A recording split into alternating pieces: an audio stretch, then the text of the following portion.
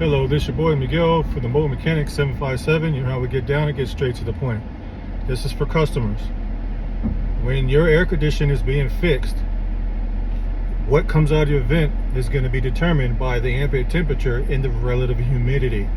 Today we're looking about 103 degrees outside Fahrenheit with relative humidity. My sweat doesn't even evaporate.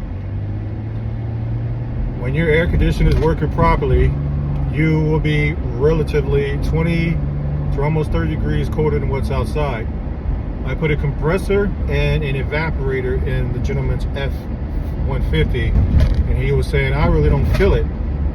When I use the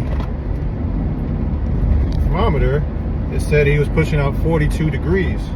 So I walked him over to my car, and it's doing the exact same thing.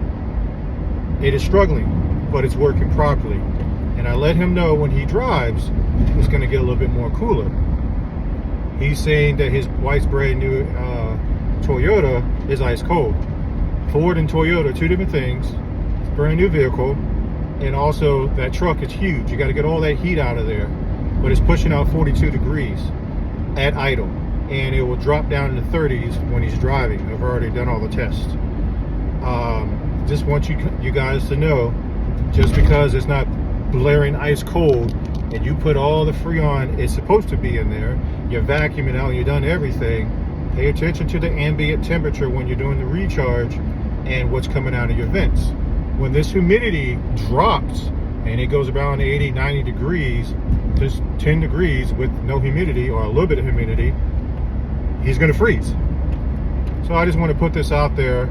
I had to prove to him on Google, had to show him all this information because he didn't believe that the air conditioner was working. At 103 degrees, 40 something degrees is a really good temperature for any vehicle to be pushing out, especially one that's 14 years old.